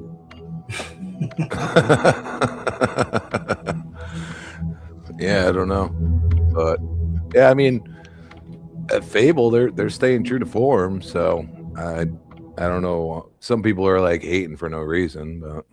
I think there are a lot of trolls in the chat, which doesn't surprise me at all. And look, the truth of the matter is that I said it from the beginning. If I was wrong about it being 7 games, then I would come out and say, hey, listen, my source was wrong. So there were 4 games. I mean, what do you want me to do? Apologize? I'm not going to do that. I told you that already. Listen, I was hoping there would be 5 games, 6 games, and maybe even a shadow drop. We did not get that. And that's okay. What we did get is a deep dive into Forza and Fable, which everyone wanted. Mm-hmm. And to be quite frank, I think those games look incredible. Beast of Reincarnation looks fan-freaking-tastic. And look, Kiln is going to be a game. It's a passion project. They have these things that they do, and Double Fine is just weird like that. You don't have to play it, folks. You just don't. You can literally not play the games. Let me bring Fuzzy and Crispy and myself back on. Yeah, I mean, listen, I understand that some people wanted Gears stage. I was right there with you. I was hoping for some sort of a Gears tease based on just some of the information that popped out yesterday. But yeah, I mean, that's it, folks. So let me just get us out of here and stop the screen share and bring us up and bring us back. Okay, so listen, folks, we got to get into it because I think there are a lot of things to get to talk about. We're going to hang out here for the next 20 minutes, give or take, maybe 30 minutes, depending on what the guys have to say on the panel. The truth of the matter is that one of the biggest questions was answered, and that was Crispy, whether or not you could design and create your own character in Fable. Guess what, folks? I saw people in the chat being kind of D-heads, to be honest with you, about crying about you having to play as the female lead that they've shown all this time. Well, guess what, folks? You don't have to. You can design your own character and from scratch. So your Fable character is going to be male, female, and look however you want it to look like. Congratulations, world, you got your wish. Forza, I mean, what could you say? It looks amazing, and I got to be honest with you, the fact you can design your own compounds is bonkers. So, Crispy, let's go to you first. Let's get your take on this, because again, if you go back to what we all thought there was going to be 6 games, it wound up being only 4. And literally, Kiln's presence was leaked a couple of like a week ago. That was the expected game, and it showed up. It's super weird. It's a super weird game by a super weird developer. And to be honest with you, folks, I don't know if I'm going to put a lot of time into it, but you don't have to pay for it if it's in Game Pass, because you could just simply play, and if it's not for you, it's not for you. Again, all 4 games, play anywhere, all 4 games, Game Pass day one. A couple of confirmations that I thought were pretty interesting about. I mean, you knew Beast of Reincarnation was going to be a multi-plat. That was already confirmed because they're the Pokemon company and they were going to make this game for everywhere. What shocked me a little bit for a Crispy Bomb was that Forza Horizon has been confirmed to be releasing later this year for PlayStation. And even more insane is that Fable will be releasing on PlayStation, Xbox, and PC at the same time, which is wild. And I kind of wonder if that delay that was announced by Craig Duncan last year was there to give the team more time to get it out on PlayStation at the same time. And I got to be honest with you, this is a conversation that we're not really going to have now, but it's a conversation I think is going to come up at some point. And I think that these games getting onto PlayStation this year are going to put them in the Game Awards because Jeff is going to lap it up. He really is. The fact that these are coming to PlayStation, I'm sure he's tweeting about it right now. I'm not even on the socials. But, Chris, let's get your thoughts on the show. I thought it was good. Did we expect more? Absolutely, but I think we always do. Yep. You've been doing this as long as me, Boom, Fuzzy. You know, I mean, we always have tempered expectations.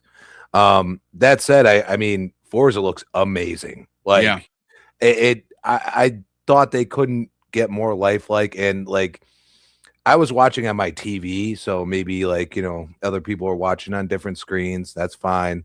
What I saw was insane textures. Yes.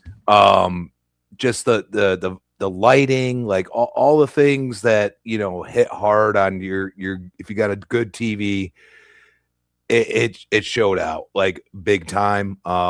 If you didn't see it, go on your TV, get the 4K stream, you know, rewatch it again and tell me that I'm wrong, because I couldn't believe the amount of textures they have in this game. It's absurd.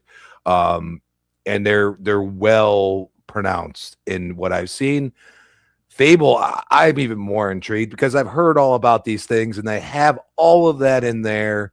The aspect of like the town building, like, you know, and being, you know, villainized or loved, and all the things that I've heard about, you know, they've developed over the years for the original games.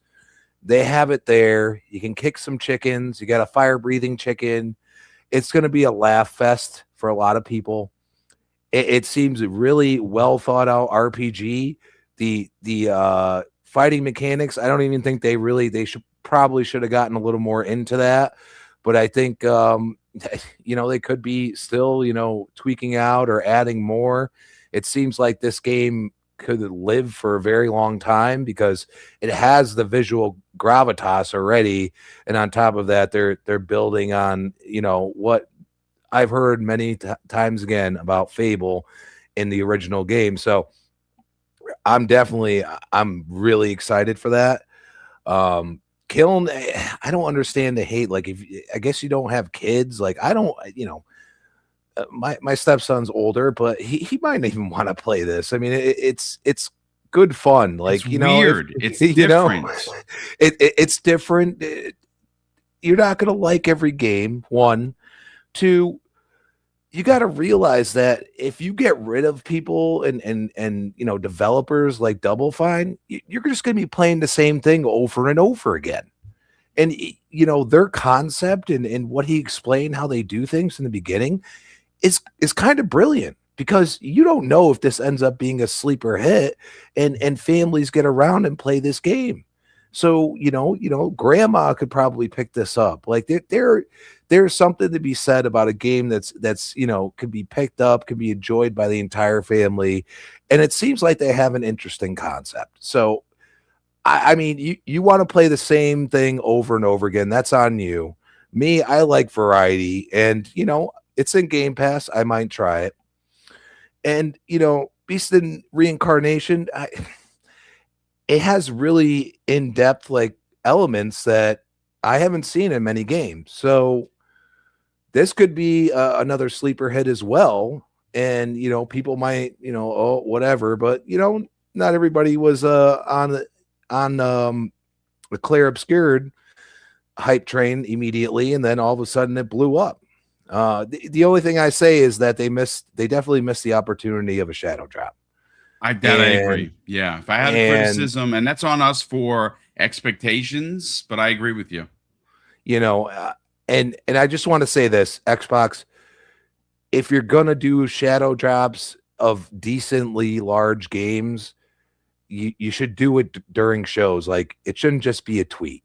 Okay. So I caution you to just shadow drop a game with a tweet. Like, if you're going to have a half-hour deep dive into like a question mark game or something and really get people hyped, fine by me. But, don't, this was an opportunity to do that. You dropped the ball on that. Okay. And and we all stand on that. So that said, Game Pass is clearly the exclusive now. Yes. And you are getting games that are going to be, I mean, Forza and Fable are going to be full price, people. Kiln, I didn't, what was it announced for PlayStation as well? I don't think it was. I think it's, exclusive. Is that even a thing anymore? It's a small game made. The guy's team looked like 6 people. Yeah, that made the game. It could go. Like Game Pass. We love playing games, and some of them are, they're party games. Like you got Hot Shots Golf and all these other like games that are, you don't take yourself too seriously. This is one of them. So awesome, and the fact is that we still have so much more, and I feel like they're going to be showing like there's going to be small little shows throughout the year, or they're going to do deep dives in certain games like what they showed here. You're going to probably get more. So just understand that those games right there, that usually is a whole year, and we're just getting started.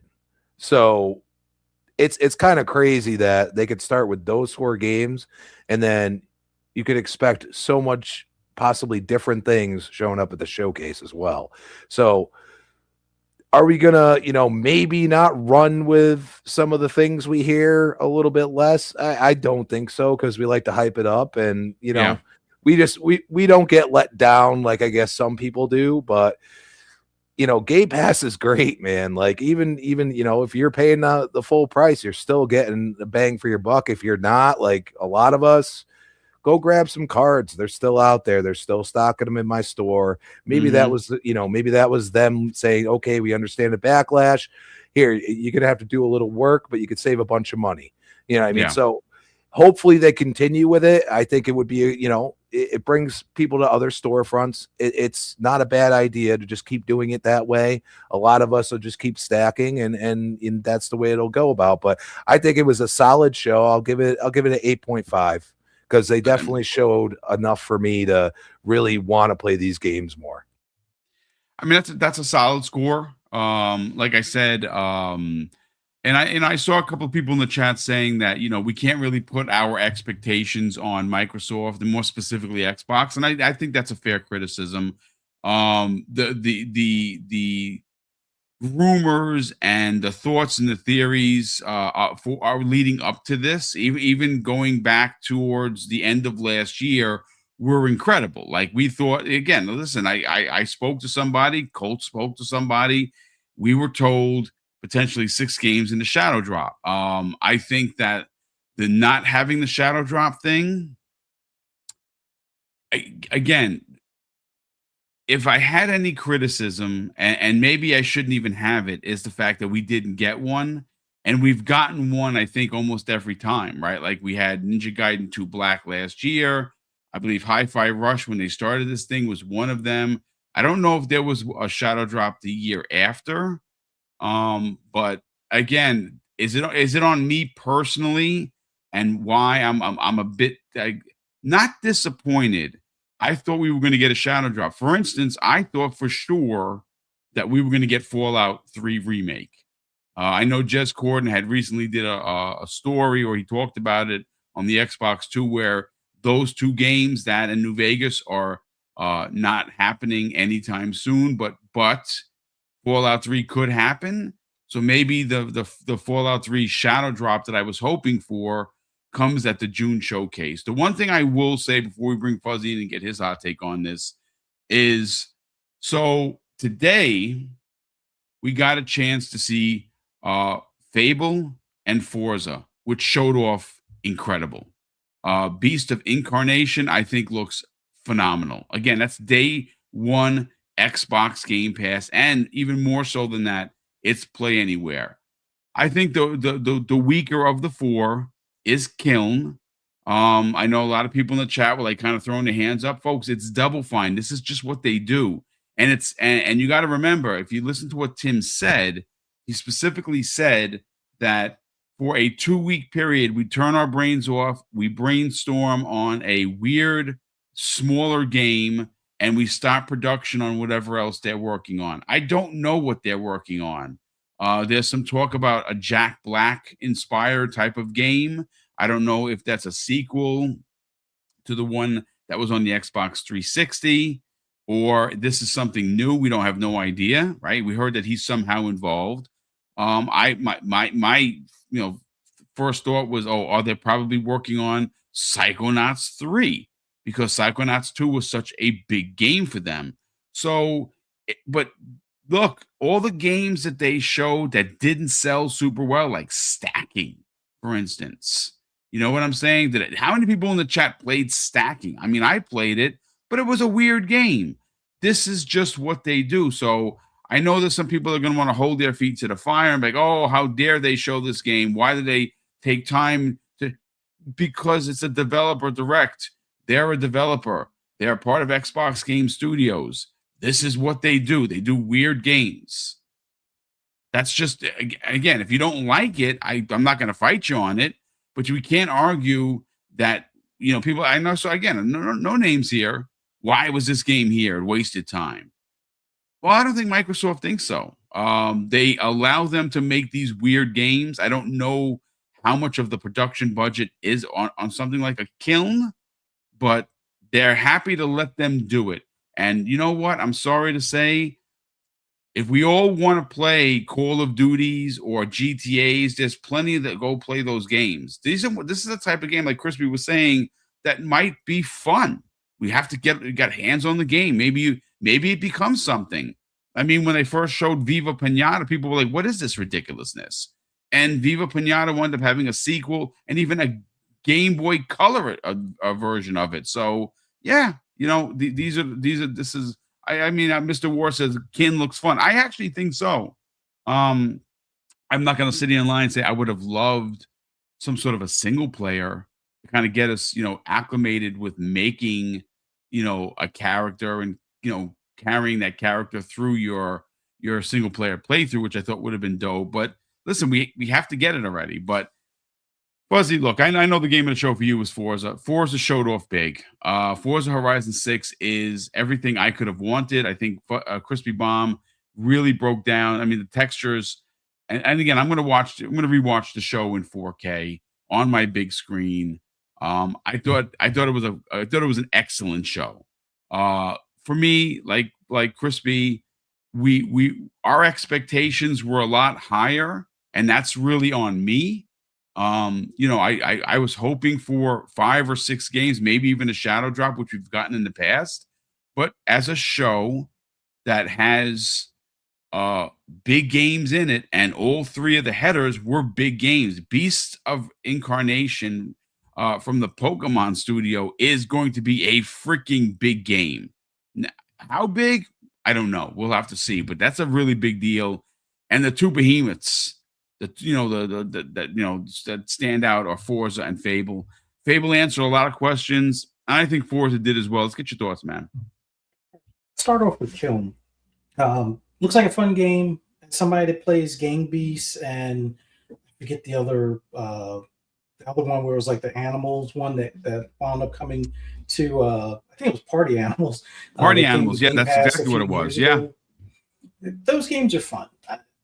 Am I gonna not play it? No, I'm going to give it a try. It looks like a good community game night type of game. I'm not saying it's something to, do backflips about, but it looks like it's going to be fun and silly. And the fact that they got butt stickers, I already know people are going to make some very adult pottery looking things. Oh, I bet. I bet that it's going to probably make it a instant classic. I'm just saying, give it a try. If you don't like it, you uninstall it. Heck, you can play it in the cloud and not even have to install it on your SSD. So there's that. Now I'll get to Beast of Reincarnation. There's a couple things about that. Like, it has a theme kind of like what I was expecting out of Everwild. I was expecting Everwild to be where you're going through the forest and there's some sort of corruption that drives the animals crazy and you have to like cure them or whatever. Mm-hmm. That's always what I thought the concept for that game was, even though the people over at didn't even know what their game was. So this has a lot of that type of like theming to it, as far as it's more of the they call it the blight, but it's like underbrush and stuff like that. It looks cool. I'd love the sound effect when you're fighting the robots. Like that sword against metal sound that they use was like spot on. And I'm curious to see what the game, pans out to be. Like, there's some aspects that give me a little bit of a Claire Expedition 33 type look, as far as, although it's slow down time, it's not like turn-based, but there's like that slow down where you could pick like a couple different attack approaches. Yes. And I like that. That was the big thing I liked from Expedition 33. So having something like that in more of an action-y game that's kind of like the more recent Final Fantasy, and a mixture of like Monster Hunter, I'll give it a try. Like, I like the look of it. Looks interesting. Looking forward to it when it hits Game Pass. Then we'll get to Fable, because you know which one I'm saving for last. Fable surprised me with the fact that there's going to be a character selector, which I kind of thought that there would be because of the way they do their characters for Forza Horizon, where you can pick a variety of different people and hairstyles and stuff, although you still can't do beards. Come on, Playground, add beards to at least... I know people are like, oh, why do you need that in a racing game? Just because. But anyway... With Fable, the fact that you can change characters, so hopefully that quiets all the people that were going wild about the character that was in the original. Are you talking about the people going, ooh, I don't want to play as a girl? That's cooties, like Umbra said the other day. So that part hopefully silences a lot of people.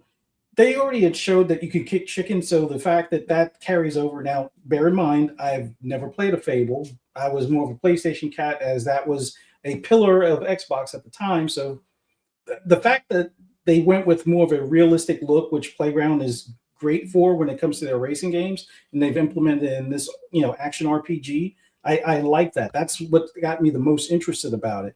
The fact that you're going to have magic abilities, which I'm assuming the previous ones had as well, but Hogwarts kind of caught me by surprise. It was a game that I picked up and enjoyed thoroughly because of the combat. So if you have similar type combat, and I heard some people saying more like a Witcher-like combat without, having to cast certain elixirs on your sword type of deal, I'm looking forward to it. That looks like it's going to be an interesting game to come out in the fall. Hopefully it's plenty of time between that and Grand Theft Auto 6, but we'll see if Grand Theft Auto 6 comes out this year. I kind of think maybe the single player comes out and the online comes out the following year, but we'll see. But the extended detail that they showed, and hearing from somebody that was not necessarily inside the building but working remotely with them, yeah, this game is going to look great and play great. And they've had even after seeing what you saw, just keep in mind, they dialed back some stuff to make sure the performance level of this is spot on when you get this game. So there's a lot of extra detail that they could have put into it, but I know people would complain about the 30 frames crap. So that's kind of why they tweaked it with their tech that they use even for the Forza Horizon games to get this game. Do we know that it's locked to 30? They didn't confirm that. So no, I don't think this is locked at 30. I think you'll have a 30 option, but I think this is 60. I would say that, even though it's open world, there's an opportunity to kind of do a 30, 40, 60. Yeah. And I mean, I think that honestly, look, again, what do I know about graphics outside of what my eyes see? I think that should be the standard. I think like for Avowed and for more specifically the Outer Worlds 2, I played at 40. Yeah. It gives you the best of both worlds. It gives you performance, but Mhm. gives you nice graphics, and it kind of merges everything really nice. I'd like to see them do that here. Again, we'll know more, Yeah. but we'll see. I'm pretty confident there will be the options like they have, even like with Forza, they have those options. So this game looks great. It's going to play great depending on if you want to do performance mode or graphics mode, or just play it on PC. We can get a bit of both, but overall, I like what I saw as far as the deeper dive. The fact that because heard some things about the NPCs, and it looks like a lot of that was unbelievable to hear about is going to be true, and the same thing with the morality system being implemented and so forth. So a lot of those things being in this game is a lot more on the back end as far as just the living world, which should keep this thing interesting and possibly keep you on your toes if you go exploring caves or dungeons and things like that. And the fact that the decisions will matter, whether it's a giant's carcass in the background farms or something in the background, or if you somehow convince the giant that hey, help us out by carrying buckets of water over our farmland, or don't step on us kind of thing. It'll be interesting to see how that all plays out. So looking forward to a lot of that stuff. But the big thing that I wanted to see today was Forza Horizon 6. Yeah. And they delivered on all but one thing that I wanted to see, and I'll get to that a little bit later. Key thing I'm taking away from this is that they have probably the most dense highway system that they've ever had in the game. Now, they made mention as far as like the downtown city, which they didn't show a lot of it, but they showed a good portion of it, where I'm feeling like it's going to be more like the density that you would see in a not Grand Theft Auto, in like Need for Speed, like their most recent ones.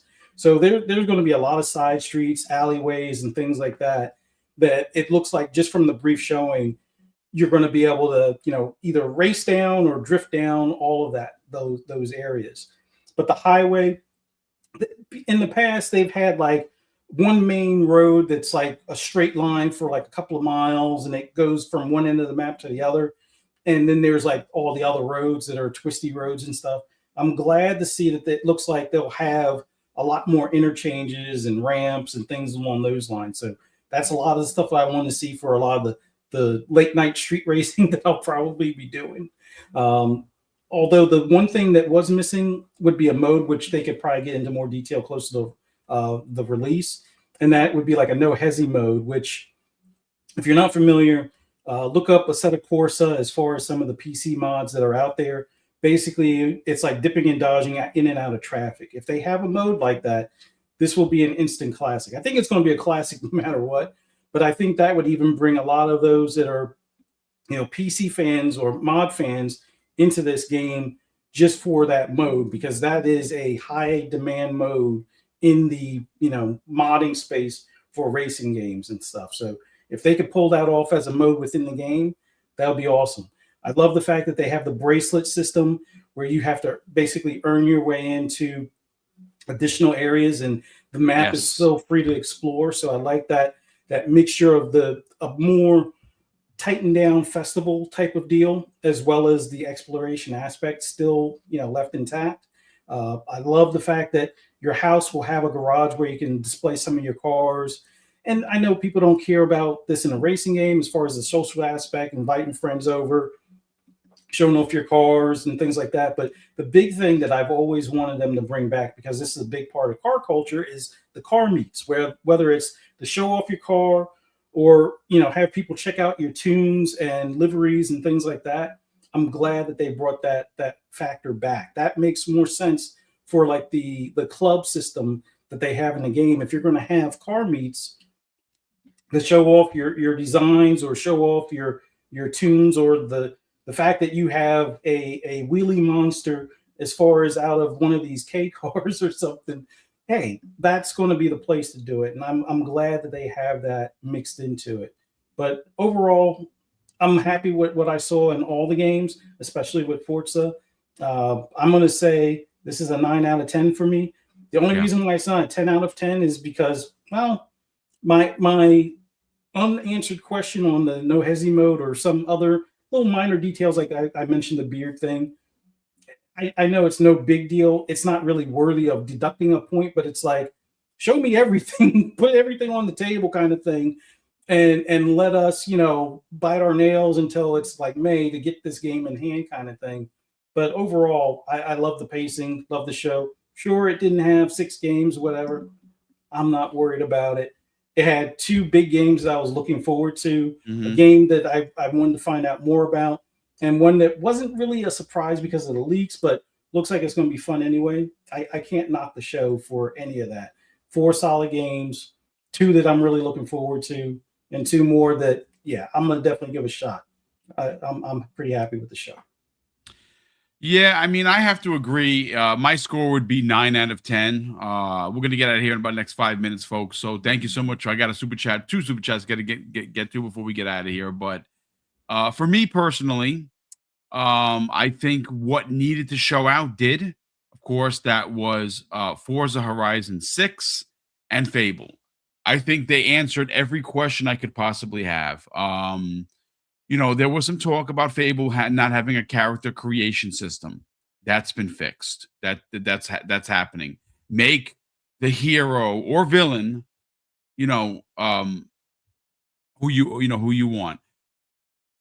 One small criticism from the Fable thing that they didn't answer for me, which took off half a point, was whether or not you were going to get visibly different when you conduct yourself really good.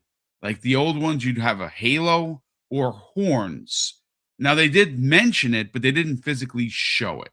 And I think that they're saving that for discoverability. That's fine. The other half point that I took off was some of the things that Fuzz said about Forza. So look,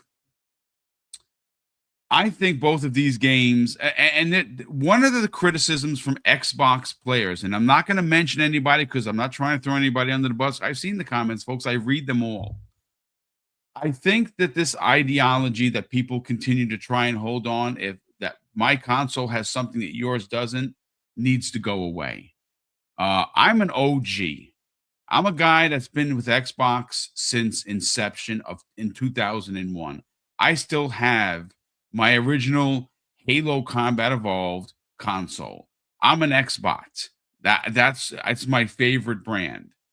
And yes, when it was first suggested about them going third party, I didn't like it. I was totally against it. I'm like, this is ridiculous. Doesn't make any sense. What are they doing? The truth of the matter is, and I actually wrote 2 topics while both Crispy and Fuzzy were talking for tomorrow's show that I'm not going to mention because I want it to be fresh. And I'll talk to the guys behind the scene. But the fact that these games are launching on PlayStation, not day and date, well, no, Fable is, but Forza's not. Forza's going to come out in May for Xbox and PC, and later on, towards the end of the year, probably around that October spot, which is when they normally release for Xbox anyway. So if it comes out for PlayStation 5 and Pro, and you have a 5 and Pro, and you don't really care, look, these games releasing close to or day and date should not surprise any Xbox fan. And the truth of the matter is that these 2 games, look, I'm going to call it right now, are probably going to be best selling on PlayStation. The only thing that might give them a run for their money, because it's Marvel and because this year we're getting both Spider-Man and Doomsday, is Wolverine. Wolverine is one of my most anticipated games. I'm not ashamed to say that it is. I cannot wait to play as Logan. I cannot wait to see what Insomniac Games does. So again, Sony themselves, they don't have a lot of games. They just don't. And almost everything that's launching so far that we know about on Xbox is going to be on PlayStation 5, which means that Xbox is going to make a whole bunch of money. And I always say this, them making money don't mean shit to me because they're not filling my coffers. But this is the direction that they went in, folks. The OG crowd, like Dirk Riggedy talks about it all the time. Was he pissed off for a couple of weeks? Yes. Was I pissed off for a couple of months? Absolutely. But it's just it just is what it is. This is the direction that the company went in. And you said it, Crispy. And we're going to get into more detail tomorrow because it's one of the topics that I wrote while you guys were talking, and it just proves that Xbox is the place where you want to play these games and not on PlayStation. And why? Well, there are two reasons. One, it's an Xbox Game Pass, and you get these games. If you're a PlayStation guy or gal and you want to spend $76.43 on an Xbox game, good on you for doing so. But what you're not going to get is also the other side of the coin, and that is Play Anywhere. That means that you buy this game once, and you can play this on your 5090 rig, your Series X, your TV, your Xbox Ally X or S, or your tablet. You'll be able to play this game, and you load your saves, and everything carries over. And those are two really big deals. Now, again, if you are a PlayStation gamer and that's your console of choice, playing these games on that console, nothing wrong with that. But again, we're going to get into it tomorrow. So for me, 9 out of 10, couple of points of contention where I wanted to see a few extra things. And you know what? Maybe there's a pinch in me that says, oh, I really wanted that shadow drop, because right now the first game of the year for them is May. From now in January to May, will they release anything? That's the question. And I think that this would have been the show to kind of tell people about that. I have another topic. Again, I'm gonna save it for the show for tomorrow. But again, we'll be, we're going live tomorrow, 10 a.m. Eastern Standard Time on Breakfast with Boom. And it's going to be basically talking about the show. We're going to have a bunch of more people on the panel. I'm going to have at least watched the 4K version at least 2 or 3 times, because I'm going to be honest with you. I think Fable, what we've seen, and again, people are going to get in their feelings when I say this, looked as good or better than Witcher 3. And if that pisses people off, then so be it. But this is what I was hoping for. I was hoping for the spirit of Fable to be in this game, chicken kicker and things of that nature, but to bring the graphics into modern day visuals. And they did both. So I'm a happy camper. But ladies and gentlemen, let me just catch up on the super chats here. We have one from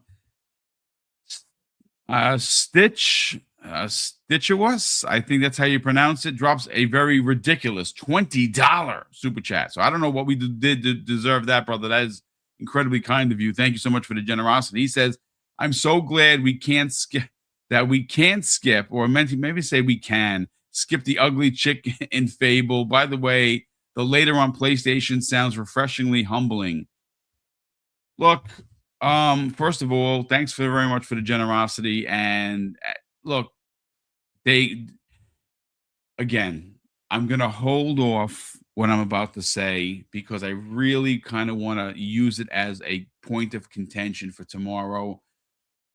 Games releasing closer to an Xbox release I'll say this, is going to open more doors for Xbox. I will specifically go into detail what I mean by that tomorrow. Sith Lord drops a very generous $2 super chat. And he says, are we going to talk about the Gundam teaser? Yeah, that was a Gundam. That was not a Transformer. That was a straight up Gundam based on the feet. And you could just tell. That means, and I was kind of hoping this, I don't know what kind of a tease that was, but Gundam is huge in Japan, still a thing. And them having a Gundam crossover, yes, please. Maybe even some sort of, Gundam pilot outfits that you can wear while you're driving a car. Yes, please. And we have Torino Johnson, who's been a channel member for a whopping 28 months. So, Torino, thank you so much for being here, brother. And thank you for the generosity. He says 9 out of 10 for me as well, Boom. And I'm not a heavy Fable fan, but I'm going to play it. Yeah, I think that a lot of people, there's going to be a lot of new gamers that want this type of experience. And there's going to be a large portion of the games community that didn't play the original trilogy. I really believe that. But that's going to do it for us, ladies and gentlemen. A big thank you to all the super chats. A big thank you to everyone that tuned in. And as you can hear, I'm starting to lose my voice. So I want to kind of cut it so I can go and, power back and I'll be ready for tomorrow. But thank you, everyone, for tuning in. Hopefully you enjoyed the presentation. And big thank you once again for being here. And of course, I'm going to close out the show with something that's incredibly important to me. Hopefully, folks, one day will be important to you. And that's something that my dad taught us when we were kids. He would say, Craig, treat others how you want to be treated. And also, it doesn't cost anything to be nice. You live by those rules, son. I can guarantee you, you're going to have an awesome day. So take care, everyone. And we'll see you tomorrow morning on the newest episode of Breakfast with Boom.